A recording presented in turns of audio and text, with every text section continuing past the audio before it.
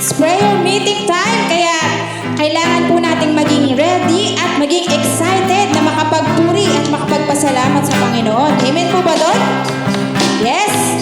Kaya po lahat ng nasa tahanan, inaanyayahan ko po kayo na makijoin sa ating online prayer meeting kung saan dito po malaya nating sasambahin ang Panginoon at malaya tayong makakapag-aral ng kanyang mga salita. Ready na po ba kayo? Ang lahat ng ready ay sumigaw ng hallelujah! Yes, Lord! Hallelujah, Jesus!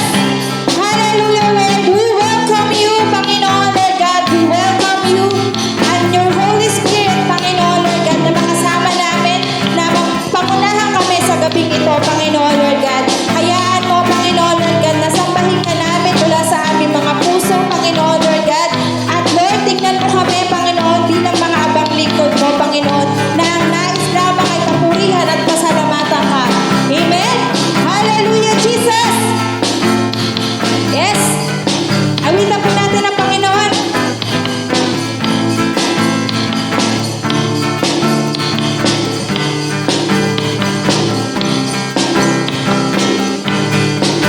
May gala, may saya, may tuwa sa piling ng Diyos. Sapagkat hirap na puso ay naglalahoy. Awit, magsayaw at papuri para sa Diyos. Nahatid ng puso, pinagpalayang lubos. Handog niya ay kapayapaan, handog niya ay kagalakan, handog niya ay kalakasan sa bawat pusong napapagkaan. Kaya't ang awit ng papuri, awit ng pasasalamat, at ang awit ng pagsamba ay para lang sa Kanya. Umawit tayo na may kagalakan, may galak, may saya, may tuwa sa piling ng Diyos. Sapagkat hirap na puso ay naglalahon. May awit at saya at papuri para sa Diyos. Nahatid ng puso, pinagpalayang lubos. Handog niya ay kapayapaan, handog niya ay kagalakan, handog niya ay kalakasan sa bawat pusong napapagaan. Kaya't ang awit ng papuri, awit ng pasasalamat, at ang awit ng pagsamba ay para lang sa Kanya. Handog niya ay kapayapaan, handog niya ay kagalasan, handog niya ay kagalasan sa bawat pusong napapagaan. Kaya't ang awit ng papuri, awit ng pasasalamat, at ang awit ng pagsamba ay para lang sa Kanya. Minsan pa, handog niya ay kagayapaan, handog niya ay kagalakan, handog niya ay kalakasan sa bawat pusong napapagaan. Kaya't ang awit ng papuri, awit ng pasasalamat, at ang awit ng pagsamba ay para lang sa Kanya. Awitin natin mula sa ating mga puso. Handog niya ay kapayapaan, handog niya ay kagalakan, handog niya ay kalakasan sa bawat pusong napapagal, kaya ang awit ng papuri, awit ng pasasalamat, at ang awit ng pagsamba ay para lang sa Kanya.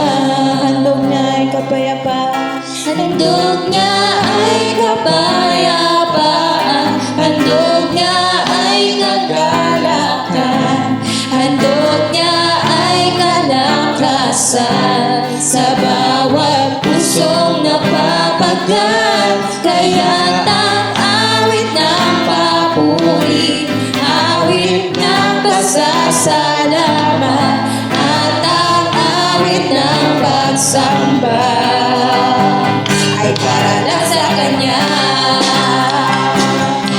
Handog niya ay kapayapaan, handog niya ay kagalakan, handog niya ay kalakasan sa bawat pusong napapagal, kaya ang awit ng papuri, awit ng pasasalamat, at ang awit ng pagsamba ay para lang sa Kanya.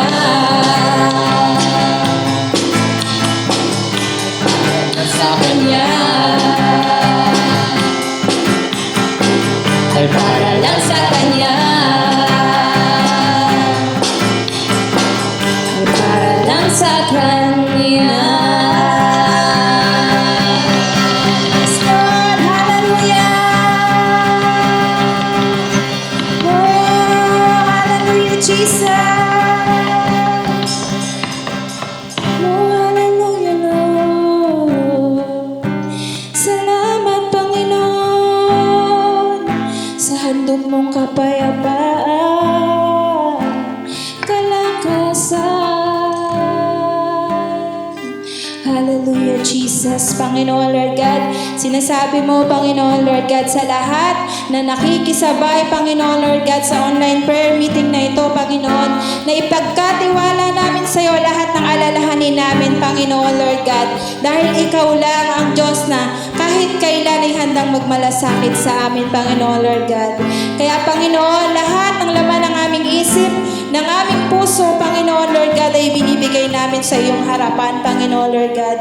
Tunay nga, Panginoon, wala kaming magagawa kung wala ka, Panginoon, Lord God. At Lord, nagpapasalamat kami sa dakilang pag-ibig mo, Panginoon, Lord God.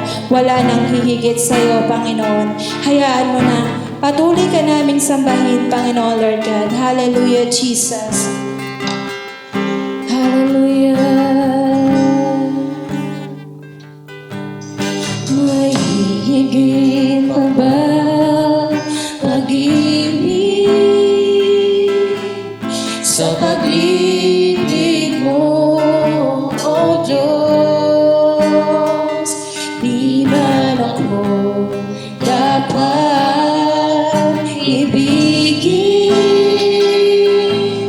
ay minamahal mo pa rin. May higit pa ba? May higit pa ba pag-ibig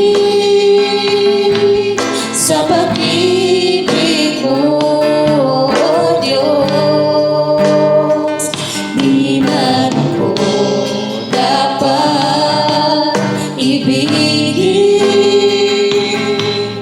ay minamahal mo pa rin. Kaya wala nang maiaalam, at wala nang maibibigay, kundi ang papupuri, pasasalamat,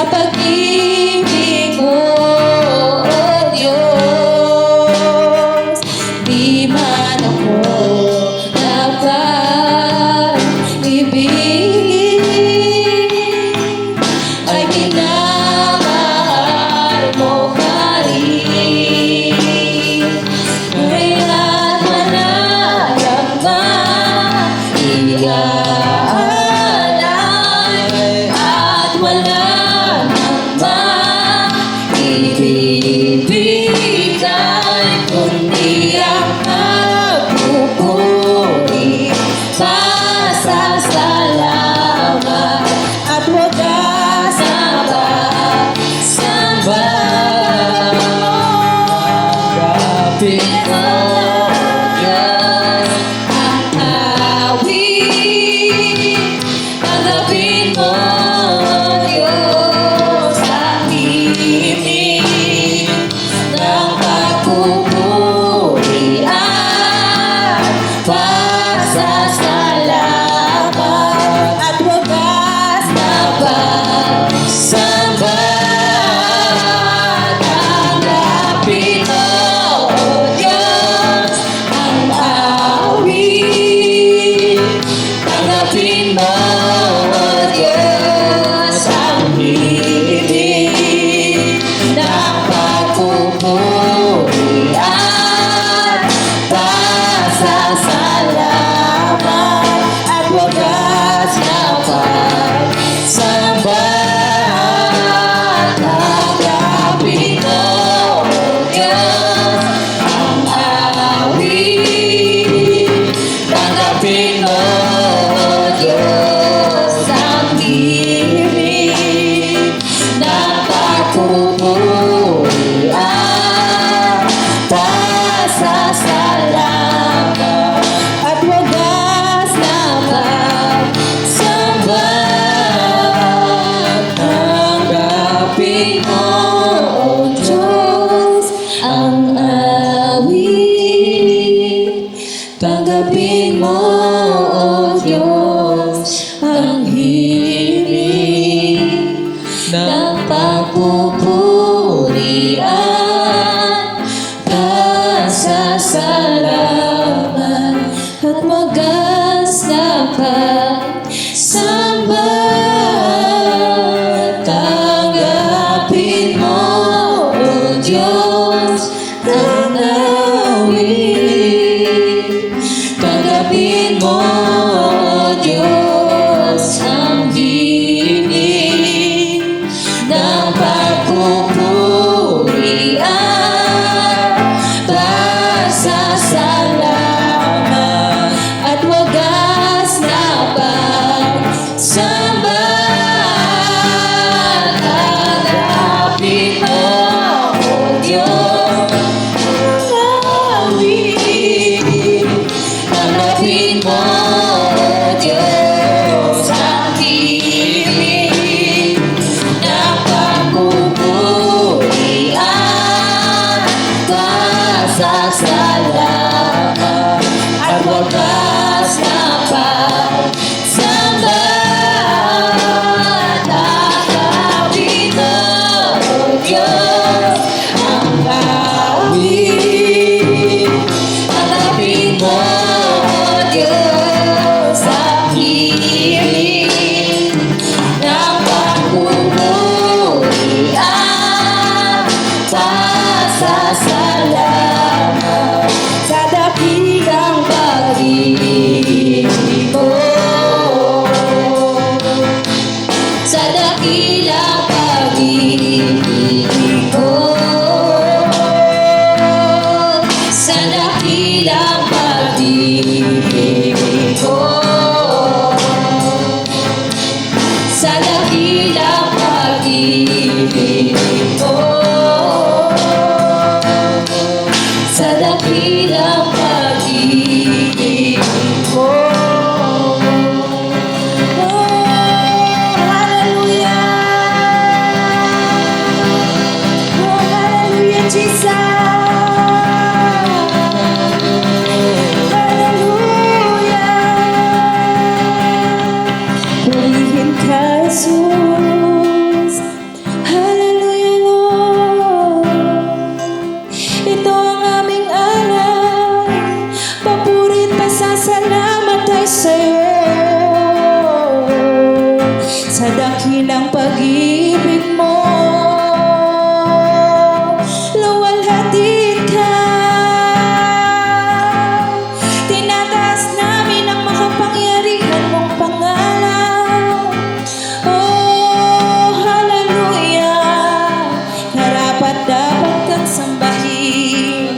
pasasalamat ay sa'yo. Purihin ka, sambahin ang ngalan mo,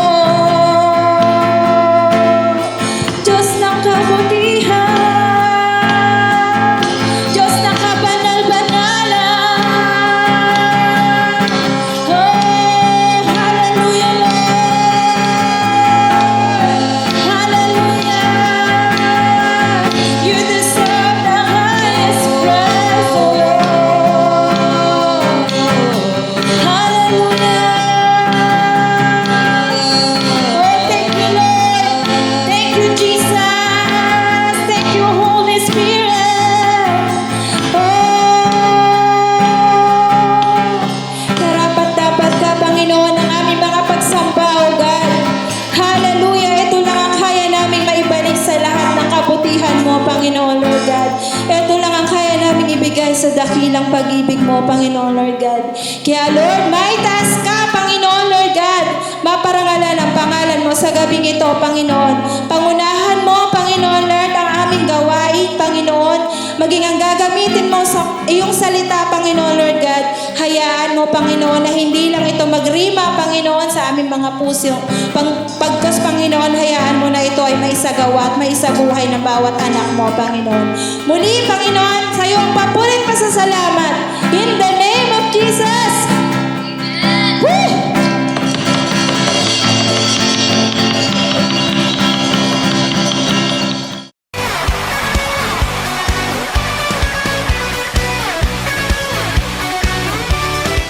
Magandang araw po sa ating lahat, mga kapatid ko sa JJ Atansa.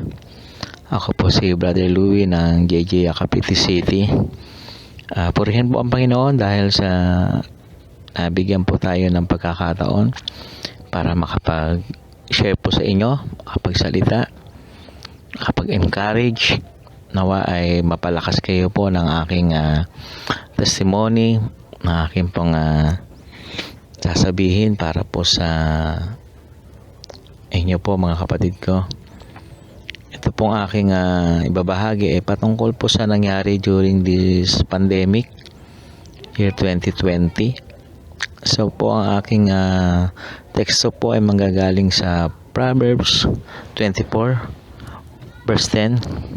Sabi po rito, if you faint in the day of adversity, your strength is small. Ulitin ko po, if you faint in the day of adversity, your strength is small. So, manalangin po tayo sandali. Aming Ama, sa oras pong ito, salamat po sa pagkakataon na makapaglingkod po sa iyo, Panginoon. Dalangin ko, Lord God, na ang bawat makikinig itong araw pong ito ay maging kalakasan po nila ito. Katulad po ng ginawa mo sa akin sa panahon ng pandemic, panahon ng kahirapan, ng adversity. Pinalakas mo ako, Panginoon. Alam po namin na sa mga huling araw, mas matindi pa pong adversity ang mangyayari. At ang nais mo sa amin, Lord, ay lumakas, tumatag. Ito nga po ang mangyari sa mga kapatid ko sa pakikinig nila. Makuha po nila yung kalakasan na nagmumula sa iyo. Inaanyayahan kita, Banal na Espiritu, na pangunahan mo po kami sa araw pong ito. Sa ilahat ang papasalamat sa oras pong ito, sa pangalan ni Jesus, aking Panginoon tagapagligtas. Amen. So pamagat po nito, the day of adversity, o araw po ng kahirapan. During po nitong pandemic, dumating po yung araw ng kahirapan. Marami po nawalan ng trabaho, nawalan ng mga kinikita sa araw-araw. Hindi lamang po kahirapan sa na kumita ng pera, even dun po sa fellowship or sama-sama ng kapwa Kristiyano, na alam po natin ito po yung kalakasan natin kapag tayo po ay sama-sama tulad ng isang walis na kapag sama-sama po marami pong na-accomplish, marami po nagagawa. Sumbalit kung iwahiwalay tayo, wala po masyado tayong ma-accomplish. Ito po yung strategy ng kaaway nitong nagdaang 2020 na tayo po ay patigilin sa mga gawain natin sa church. Nung dumating po itong virus na ito, ako po ay lubhang nalungkot dahil sa umpisa pa lamang po andun na po yung aking naririnig na mag-i-stop po yung mga gawain, titigil na ang church, wala na yung mga fellowship. So hindi po nag-agree yung aking kalooban ng mga panahong iyon. Sabi ko, dapat hindi matigil ito. At una tayong mga Kristiyano ang hindi dapat matakot sa virus dahil alam natin pag gawain para sa Panginoon, yung protection niya na andoon. Dahil siya yung kalakasan natin. Hindi tayo yung dapat natatakot. Kundi tayo yung nagpupursige na ipagpatuloy ang gawain. Dahil greater is He that is in me than in this world. Anumang viruses ito, anumang sakit nito, hindi natin dapat katakutan. At dapat na andun yung positive thinking natin na Lord, ipaproteksyonan mo ako. Dumaan man ako sa mga libis ng kamatayan o anumang gawain ito, ikaw yung aking shepherd. Si David nga, yun yung kanyang patotoo, yun yung kanyang karanasan. Ano man yung dinaanan niya, alam niya, Panginoon, hindi siya iwan. So, yun din yung aking damdamin ng mga panahon yun na dumadaan man tayo sa mga ganong sitwasyon, hindi tayo pababayaan ng Panginoon. So, marami ang nanghina ng mga Kristiyano. At sila mismo ay natakot sa virus. Karon sila ng pagkatakot na umaten, kumamay, makisalamuha. Pero sa akin po, hindi po naging katatakutan yung virus na yon. Naging kalakasan ko po yun para kapitan ang salita ng Panginoon. Kaya nga rito sabi, if you faint in the day of adversity, your strength is small. Dapat po ng mga panahon ng kahirapan na ito, ng pandemic na ito, dapat po pinapakita natin na tayo po ay malakas. Kasi po, ang paligid natin, ang mga unbelievers, sila yung unang nanghihina. At tayo mga Kristiyano ang dapat nagbibigay ng kalakasan sa kanila. At hindi tayo yung unang nakakakitaan ng panghihina. Nung panahon na yon, papasalamat ako sa Panginoon, binigyan niya ako ng katatagan, binigyan niya ako ng mataas sa pananampalataya. Nagpatuloy po ako sa gawain, nag-stop po ang gawain sa church pero hindi po ako tumigil. Doon po sa lugar namin dito sa Aplayang Monte, nagpatuloy po ako ng gawain. Nag-start po kami ng Bible study every night. At sa bawat tanghali po, 12 o'clock, meron po kami intercessory prayer ng aking mga anak. Kasama ko din yung pamangkin ko, si Sam at si Noli Suliban ng The Good Samaritan. Nag-start po kami sa 6. Tuwing tanghali, nag-intercessory kami, nag-intercede kami sa Abting Nation, sa OFWs, sa mga leaders ng ating bansa, sa mga churches at kung ano-ano pang aming mga pinagpipray. Tapos sa gabi po, Bible study kami and then patuloy na pagpipray pa rin after ng Bible study. Kasama po lagi sa panalangin namin every night po ang salvation ng bawat kapitbahay namin. Dahil 1 metro lang halos yung daanan namin dito, squatter kami dito, nasa dagat kami. So dikit-dikit lamang po ang bahay. Rinig mo ang bawat ingay at kaguluhan sa bawat paligid. Sa araw-araw po namin pagpipray, pagkanta, naririnig po ito ng mga kapitbahay. At nakadama sila ng kapayapaan, nakadama sila ng inggit. Na sa kabila ng pandemic, masaya kami, nagkakantahan, na parang walang pandemic. Kaya unti-unti po sila nag-join. naging 8, 10, 12, hanggang sa inabot po kami ng 20 plus. Nagpatuloy pa po yung gawain namin. Araw-araw po, hindi po ito once a week, every night po at every day na panalangin. Lumakas po ang bawat kabataan at lahat po sila ay tumanggap na sa Panginoon. Kasama na rin po namin sila sa simbahay every Sunday. Sa kabila ng kahirapan, sa kabila ng pandemic na ito, nabuo po ang isang gawain dito. Naging matatag, malakas ang bawat magkakaibigan, bawat magkakapitbahay. Pati po mga magulang nila, mga mahal nila sa buhay, natutuwa sa nangyari. Dahil sa nakita po nila yung pagbabago sa mga anak nila. Hindi na nagmumura, hindi na nagiging pasaway, naging marespeto, masunurin. So yun po yung pinagpapasalamat ko dahil nakita ko po gradually araw-araw binabago sila ng Panginoon. Kaya nung dumating po yung mga panahon ng bagyuhan, doon po nakakita ng mga mahal nila sa buhay na ang laki na ng pinagbago ng mga anak nila. Dahil one time po na meron pong malakas sa bagyo, wala nang ilaw, no? Wala nang kuryente. So nagulat sila, nag-gather yung mga anak nila, pamangkin nila, nagkapit-kapit kamay at nag-pray sila. Hanggang sa naikwento yun sa aking ate kung saan kami nagsisimbahay pag Sunday dahil ang bahay niya ay nasa lupa at mas malaki. Sabi niya, natutuwa ako sa mga pamangkin ko dahil magagaling na pala sila mag-pray. Instead na maglaro sila o mag-tremble sila, magkagulo sila, nagkapit-kapit kami sila para mag-pray para sa protection namin. So yun po yung naging pundasyon namin pananalangin.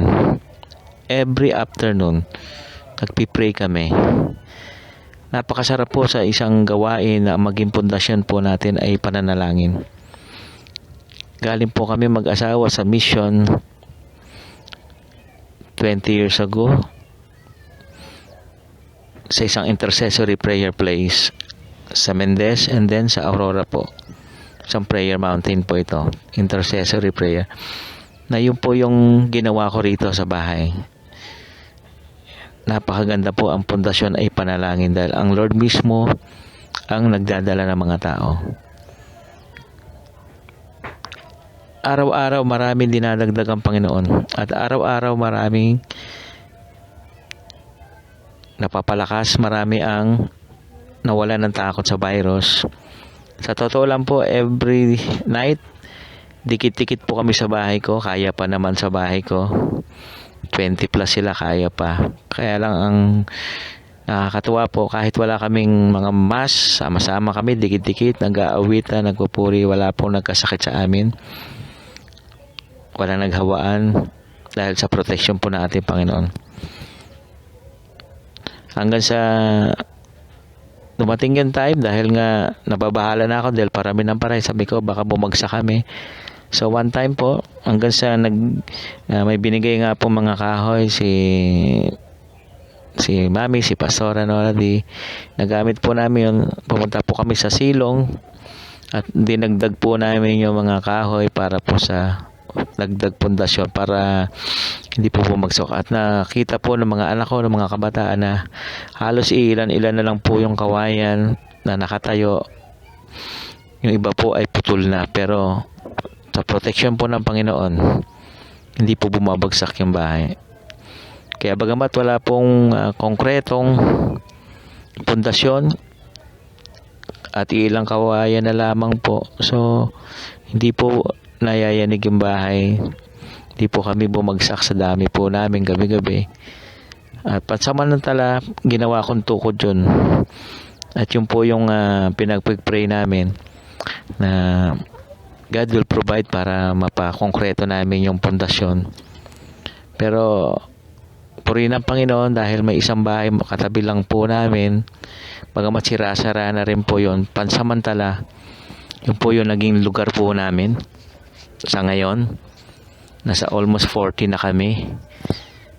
Dikit-dikit pa rin po kami, sama-sama. Kaya pa rin po accommodate po yung 40 na yon. Kaya we're praying po sa mas malaking lugar dito sa Playang Munti para mayahag na po namin mga parents nila, yung mga ate nila.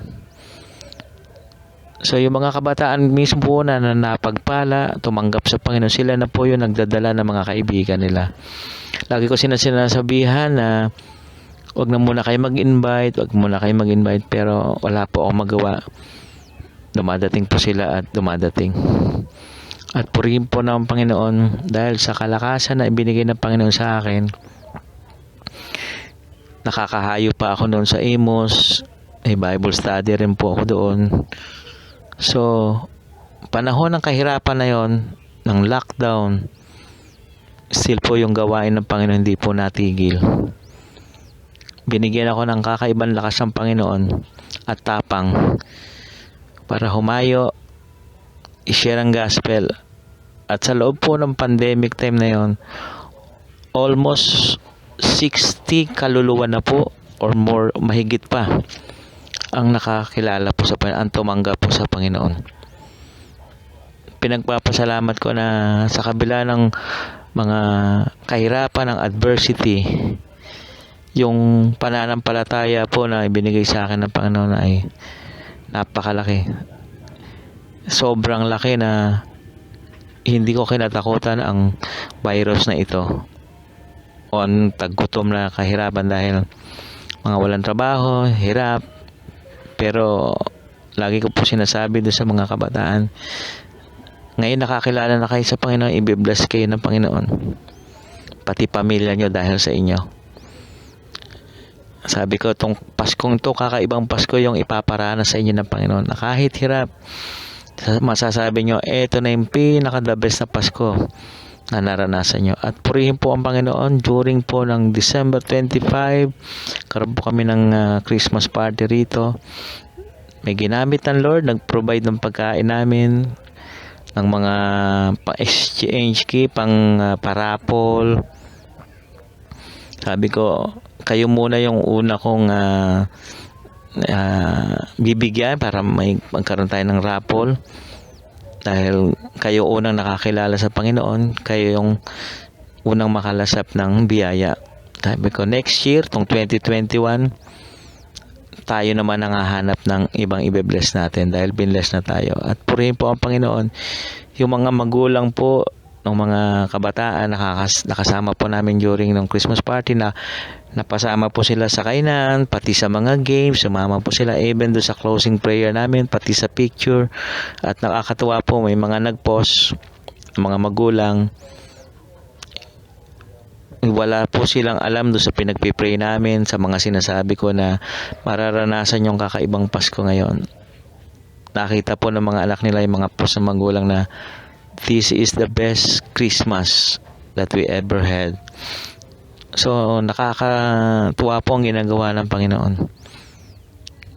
Grabe ang pagkilos ng Panginoon sa gawain dito na hindi mo makontrol na. Kaya ang mga prayer request ko lagi na i-provide ni Lord yung much better and big place para po sa gawain dito.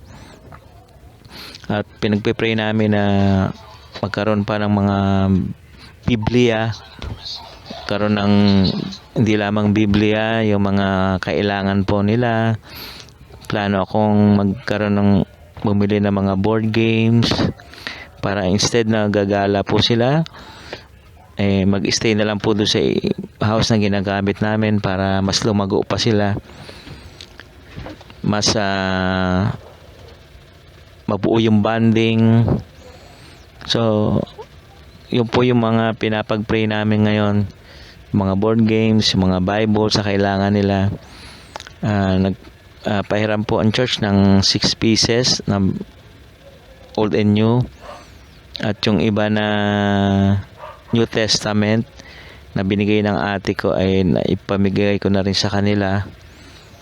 Ngayon nasa almost 40 na po kami. So kailangan po ng more Bibles para po sa kanila, para magamit po nila. So purihin po ang Panginoon. Tinataas ko po siya sa lugar pong ito. Dahil nakita ko po yung sa kabila ng sitwasyon, ng kahirapan, ng adversity, ang Diyos po hindi po nagkulang sa amin. Nag-provide po ang Lord ng gitara, nag-provide ang Lord ng beatbox. So katuwang ko po sila Roy, sila Sam, sila Jaira, sila Noli, si Rapa sa gawain po rito. So isa po sa pinakamaganda nangyari is yung araw-araw sila po ay pumupunta rito. Araw-araw, tanghali. Dati hindi ko po sila niyahag pag tanghali. Dahil alam naman po natin pagdating sa mga prayer meeting, yan po yung halos hindi dinadaluhan. Pero dahil nga ang pundasyon namin ay panalangin, sila na mismo po yung dumadalo tuwing tanghali. Sila na mismo yung kasama namin, nagpipray, nag-intercede tuwing tanghaling tapat po. Ganun po kumilos ang Panginoon. Kaya pinaka-the best po talaga na gawin po natin pundasyon ang pagpipray sa bawat gawain po natin. Umay-uman tayo. At kung madadagdagan nyo po yung araw ng pag-lead nyo, pagba-Bible study nyo, doon sa mga mini-mentor nyo, mas maganda po. Kaya po nangyayari po rito para po kaming nasa camping. Araw-araw may gawain po kami. At para po sa inyong impormasyon, wala po kaming merienda. Para masabi po na kaya sila napunta dahil may merienda. Wala po akong maipamerienda sa kanila. Kaya wala pong merienda nangyayari, kundi pure word of God lamang po at pagpipray. So, yun po yung nakakatuwa na excited silang dumalo every night. Alas 7 po ng gabi yun. Natatapos kami minsan 8 past 8:10, 8:20, 8:30 na parang ayaw pa nila umuwi. Tapos pagdating po ng Sabado, meron kaming testimony and Thanksgiving night kung saan po ang bawat isa po ay nag-testimony doon sa nang ginawa ng Diyos sa kanila sa loob ng isang linggo. And then nagbibigay muna sila ng memory verse bago sila mag-share. Tapos nagpapalaro po ako sa kanila, Bible drill, Bible quiz, para lalo silang mahasa na magbasa ng Bible at magbuklat ng Bible. So, doon lamang po kung sila nabibigyan, nabili po ako ng mga pang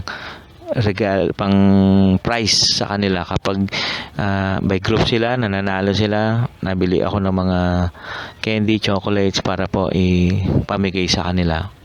At kapag tinatamaan po nila yung topic ng pinag-aaralan namin every night, meron din po silang prizes. So yun lamang po. Hindi katulad po ng ibang gawain na dadaluhan natin na after is may merienda. Pero ito po wala. Pure po na talaga, Word of God. Kaya marami po nagugulat na, talaga wala merienda. Ay ko wala po talaga dahil hindi naman po ganun kalaki yung, lalo't ang dami nila, hindi po kayang pameriendahin talaga. Kaya ang Panginoon talaga yung kumikilos di sa gawain to.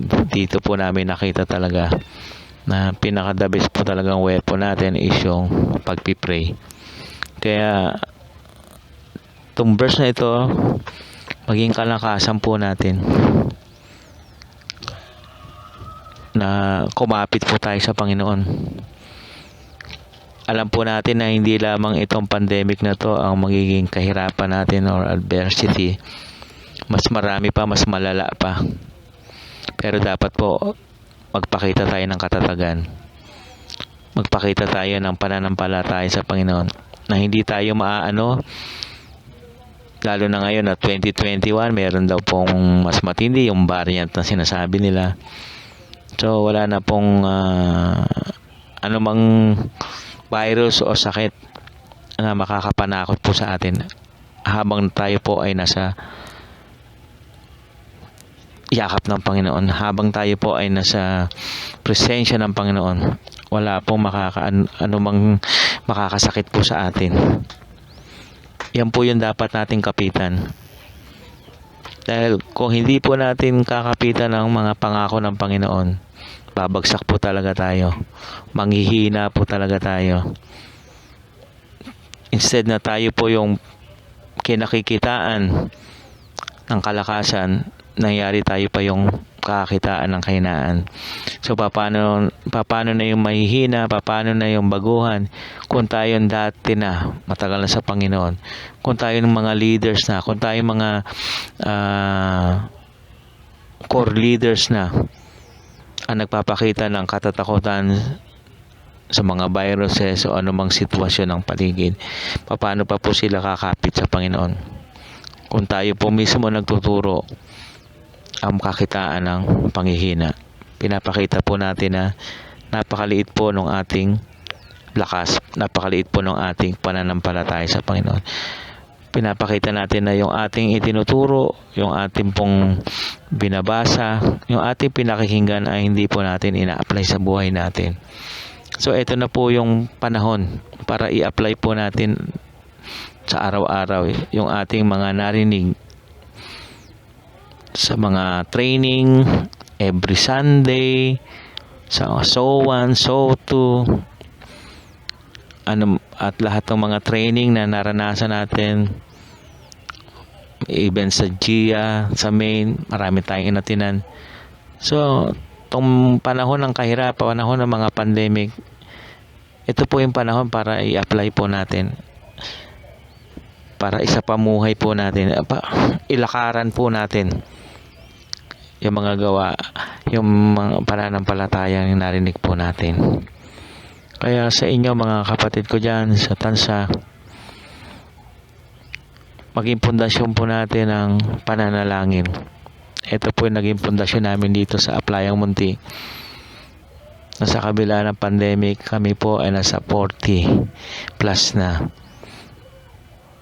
At lalo pang lumalago, kaya lang kinokontrol pa rin namin dahil wala po kami talagang place na mas malaki. Kaya ito po yung inyong isama sa panalangin na i-provide ni Lord yung mas malaking place para mas makapag hikayat pa kami, mahikayat na yung mga parents nila, magkaroon kami, makapag lead din ako ng Bible study sa mga tatay, sa mga nanay, para mas maging maayos po itong aming lugar dito. And then yung Bibles po, more Bibles, Old and New Testament. And then mga board games na kung saan pwede naming magamit para sa kanila. So yun ang nais ko po na ibahagi sa inyo, na isama nyo sa pananalangin nyo. At alam ko po itong aking sinasabing ito ay sinishare na ito ay para po sa inyong prayer meeting. So sabi po doon sa mga awit, naging pundasyon din po ng aming sa prayer mountain po, yung verse na evening and morning and at noon will I pray and cry aloud, and He shall hear my voice. Sa umaga, sa tanghali, sa gabi, tayo po ay umiiyak, tayo po ay nananalangin sa Panginoon, at sabi doon, papakinggan niya tayo. Ganyan po yung nangyari po sa amin dito sa Aplayang Munti. Pinapakinggan po ng Diyos yung aming pong panalangin every afternoon and evening. At sa umaga po, ang bawat mga kabataan, mga bata, naging buhay na rin po nila yung devotion every morning. Yun po yung ating pundasyon na JJ, na magbasa, devotion, mag-share, maging buhay po, maging hininga po natin yung mga bagay na yun. At yun po yung nilalakaran ng mga kabataan dito. At mismong mga magulang nila, mga mahal nila sa buhay, ang nakakapagsabi sa akin na dati hindi marunong mag-pray bago kumain.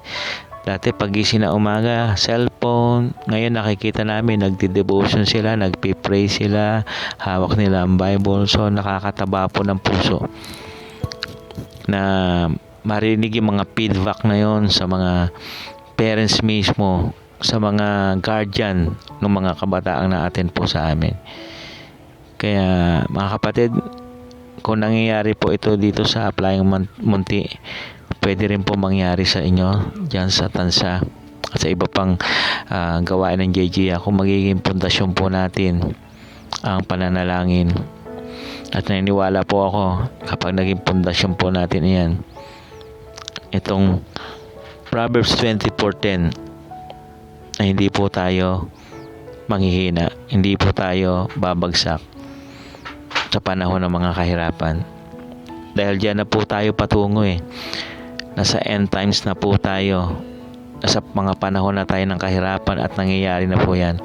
Kaya ang nais po ng Diyos, magpalakas po tayo. Kaya yun lamang po mga kapatid, binabalik ko po ang paput pasasalamat sa Panginoon sa ginagawa niya sa amin dito sa Playang Munti. At para po sa inyong kaalaman, lagi po kayong kasama sa amin sa pananalangin every night. Pinagpipray po namin ang Tansa, ang Salinas, ang Noveleta, ang Maine, maging ang San Antonio, maging ang Kawit. Kaya nawa kami din ay maging bahagi, nawa din ang panalangin nyo ang JJ Playang Munti. Kaya to God be the glory po. So ngayon po nais ko po na manalangin. Aming Ama, salamat po sa oras pong ito, sa ginagawa mo po dito sa amin sa JG. Salamat po sa pagkakatawag mo sa amin ng mga JGians upang maging daan ng kaligtasan, maging daan ng kalakasan ng mga tao na sa paligid po namin. Tunay Lord na ito na po yung panahon para po kami mga JGians ay kumilos, abutin yung mga malapit po sa amin, abutin yung mga loved ones, mga kapitbahay po namin. Samantalahin po namin Lord yung mga adversities na ito, yung mga kahirapan, yung mga nangyayaring hindi maganda, para maipakilala ang aming Diyos na buhay na siyang kumikilos at kumukup sa amin. Salamat po Panginoon dahil pinalakas mo ako sa panahon ng adversity. Pinatatag mo ako Panginoon. Katulad ni David Panginoon, ikaw ang aking shepherd. I shall not want. I will lack nothing, O Lord God. At lumakad man ako Lord sa libis ng kamatayan o anumang panganib Lord, hindi po ako matatakot dahil ang salita mo, ang iyong tungkod ay siya pong kasama ko. At truly Lord God, surely goodness and mercy shall follow me all the days of my life. Dahil po Lord God, sa pagmamahal mo, sa kahabagan mo Panginoon. Kaya salamat po Panginoon sa oras po ito. Adalain ko Lord God ang mga kapatid kong ito na nakikinig sa Tansa Panginoon. Sa mga leaders Panginoon Lord, gumawa ka pa sa buhay nila Panginoon. Palakasin mo sila, patatagin mo sila Panginoon sa mga panahon ito Lord God ng mga adversities Panginoon. Kami po Lord God ang kakitaan Panginoon ng kalakasan Panginoon. Kaming kakitaan Lord ng katatagan sa mga pagsubok na ito. Hallelujah. O salamat po Panginoon. Pinupuri kita O Lord God. At Lord sa mga kapatid ko Lord God na mga nangihina sa mga oras pong ito, yung mga natatakot Lord sa mga variant na ito, sa mga virus na ito Lord, patatagin mo sila, palakasin mo. Ipakita mo sa kanila Lord that greater is He that is in me than in this world Panginoon. At di mo hayaan na kami Lord na mga anak mo ay mahawa ng mga sakit na ito. Di mo hayaan kaming mamatay sa mga viruses na ito Lord God, dahil gagamitin mo pa kami Panginoon para sa mga mahihina. Gagamitin mo pa kami para sa mga unbeliever Panginoon, para marami pa kami maidagdag yan sa kalangitan Panginoon. Lord, kung kaya mong gawin ito, kung ginagawa mo ito sa amin ngayon sa Playang Munti Lord, gagawin mo rin ito sa Tansa Panginoon at sa iba pang lugar Panginoon. Kailangan lang po namin Lord God yung katapangan na ihayag ang iyong salita, katapangan na sumunod sa iyo Panginoon. Tignan po namin yung gagawin mo at hindi po yung virus na ito Lord ko, anumang kahirapan na ito Panginoon.